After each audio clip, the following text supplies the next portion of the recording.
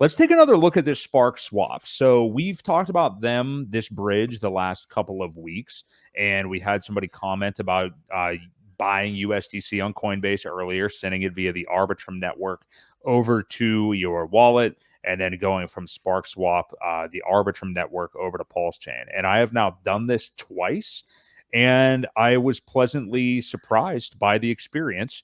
And we want to show you kind of the ins and outs of it here tonight. And what appears to be, I guess you couldn't call it hidden if it's pretty much in plain sight, but what does appear to be a fee for bridging over that isn't totally clear up front. Not saying that there shouldn't be a fee. Bridges having fees is totally normal. I just want people to know what they're getting into so they can make the best transaction for them, whether you're going to use like the native PulseChain.com bridge, where you're going to be paying potentially a massive Ethereum bridge fee. We are seeing Boi come down right now that the market has tanked. It was just in the 20s a moment ago. So that makes a bridge on, PulseChain.com or any bridge coming out of Ethereum a little bit more tenable. But what you've got to do in these kind of scenarios, whether you're using Sparkswap, the PulseChain bridge, whatever, you've got to make the best call for yourself. And you have to think of all these factors. What is the amount of capital that you're trying to bridge in? Is this like a huge amount all at once? You may not care as much about the Ethereum bridge fee if it's a large amount of cash for you. If this is a smaller little bit of a paycheck or something like that, that's where a lot of people have been targeting Sparkswap. And I do think that it is a good option for that. So Ewok, I think, has it up. And if you might cut some of it off. I was going to say, are you able to zoom in a little? Well, don't do that yet. Never mind, because I want to show them exactly what you want to do here. So on Sparkswap, if you guys see here, over to the left, Ewok has the tabs over there. You're just going to go under. It's kind of weird that it's under trade, but if you go under trade, you just want to go to the bridge, which is what he's already got up here. And then you can see, basically, you can do everything under that umbrella, like swap, liquidity, and bridge. And we're focusing on the bridge, of course. So the main thing everybody has been talking about is exactly what Ewok already plugged in here, and that is bridging from Arbitrum. And it actually will come up in your MetaMask as Arbitrum 1, I believe, is the name of the network. But from Arbitrum and using USDC rather than DAI. Like we're used to using DAI a lot of the times, but you'd have to use USDC for these methods. Now, what I've done is added cash to Coinbase, waited for that to clear. Sometimes just depends on, I guess, how many times you're doing it in a month or how Coinbase is feeling or whatever. But sometimes the cash is available to withdraw right away. Sometimes there is that weak wait that Patrick brought up. But you've got to use USDC. And again, you want to go to your MetaMask first. We're not going to go to this step necessarily, but you want to go to your MetaMask first and add the Arbitrum network. It should be one of the default ones that you can just choose on MetaMask. Make sure that you add that RPC and just make sure you have that network on there. Then you want to add in the tokens that you're going to be using. Crypto Coffee has a great tutorial on this, which I think is where everybody even learned of this method. But make sure that you send a little bit of Ethereum, because you're still going to need Ethereum there on Arbitrum and your MetaMask to do the bridge. You're only going to need more like $5 though, or something like that. So you're going to need that, and then your USDC that you already have bought on Coinbase, you will send via the Arbitrum network. So Coinbase will let you do that. Right now, I think that's another place where you're not paying fees. It's free to send it out on Arbitrum, whereas usually on Ethereum, you're paying whatever gas is at the time. So there's another place that you would be saving. So you send it out on Arbitrum, get it into your wallet, hook your wallet up to here. Look, everybody can do whatever they want to do. When I'm trying out bridges that aren't like the PulseChain.com bridge, I'm using a prostitute wallet or something like that. So I'm using like another third wallet, getting, what I need over to PulseChain, buying what I want to buy, and then sending it to my main wallet. So that's what I've been doing, sending the tokens to my main wallet. But yeah, so you're here, you're getting ready to bridge from Arbitrum over to Pulse. And what Ewok already has plugged in here is exactly what you would want to do. You would want to just go over and bridge the USDC to Pulse into Pulse. There are other options there if you click the drop down there, Ewok, instead of Pulse. for the token to receive. Yeah. So you don't want to do, I wouldn't do any of this. I would just go ahead to make it easy and select Pulse for what you're going to transfer over into. And then after that, you can just trade it out. If you're just DCing it at Pulse, that's fine. But if you want to trade it out into something else, obviously you can then do that as well. Now, something I wanted to show, and then I want to get your thoughts on all this too, Ewok, is if you, to highlight this for these people, change Pulse token to DAI here. So I just want to show what you guys can see. If you were bridging over, we'll just use what we were using, $600.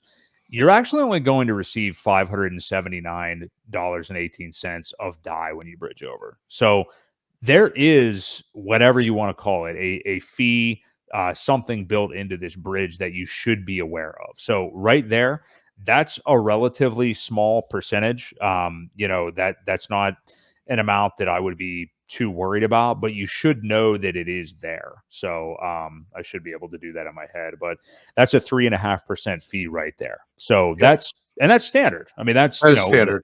Yep. Yeah. Now another way you could do this, I mean, if you didn't want to just look at it the stable coin comparison way, if you would do this into Pulse, like Ewok just had up, and I'm not going to ask you to also do this, Ewok, but if you wanted to test this another way, if you were transferring it over into Pulse, which $600, if you want to do that example again, would get you just over 5 million Pulse presently.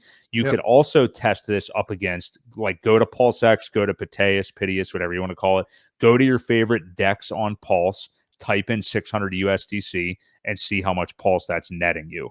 It's likely going to be a higher amount than this, and it will probably equate to that like $20 difference or something. Yeah.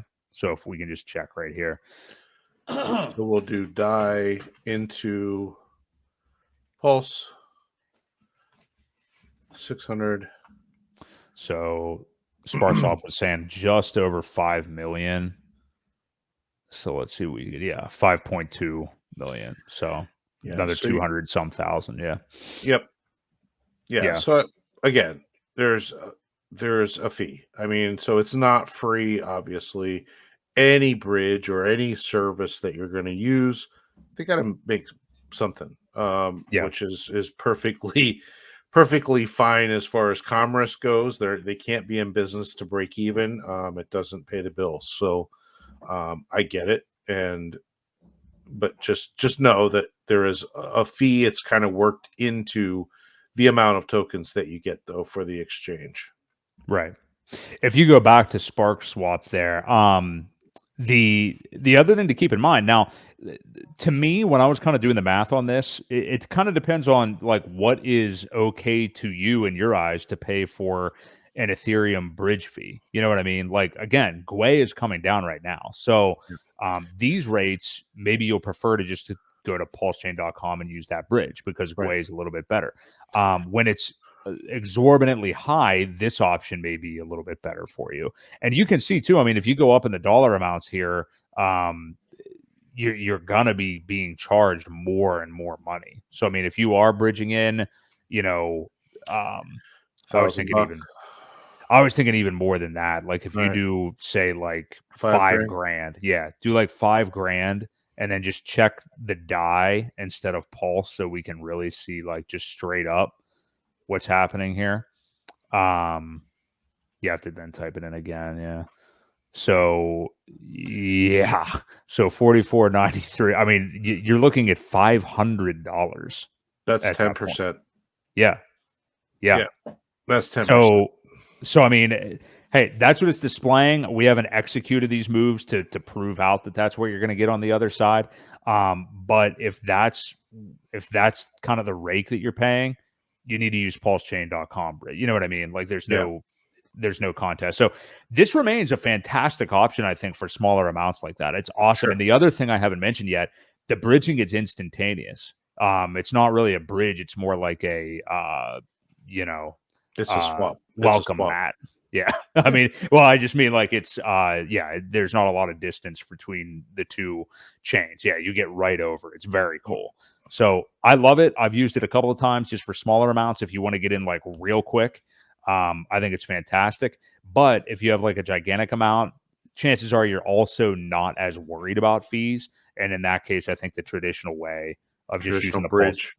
Yeah. Yep. Yeah. I think that's pretty much it. Willie B. Long just said Sparkswap is amazing. Here, let's see. He is staked for 10 years in Sparker. Apparently, there's rewards for those fees that get paid out to the Sparkler stakes. So I'll take your word for it. I don't know. There you go.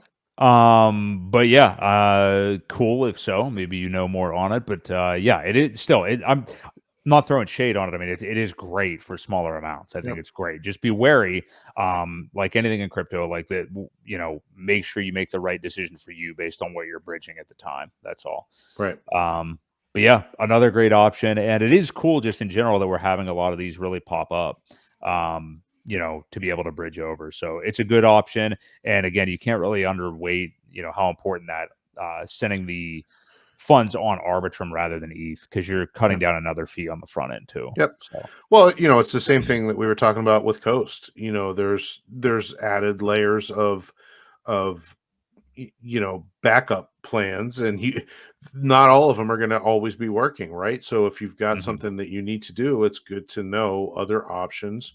You know, we talked about Change Now, we talked about Sparkswap. You have the regular bridge.pulsechain.com. You know, there's a bunch of them actually out there. These are just the ones that we have used and know that they work well. Just kind of giving you the pitfalls of the bigger transaction that you go on the Sparkswap, you know, the bigger the fee gets. So just keep that in mind and do some testing before you actually do it, so that you know, you can see what you're going to get before you actually press the button. I would definitely do that. And I'll let people know that from the few times I have sent USDC on Arbitrum, it seems like it takes a bit to get over to your wallet on Arbitrum, like longer than when I send stuff on ETH, to be honest. So I don't know what that's all about, but yeah, just be leery of that. If it's not there in 5 minutes, don't panic. You know, just give it some time and make sure your withdrawal went to the right wallet.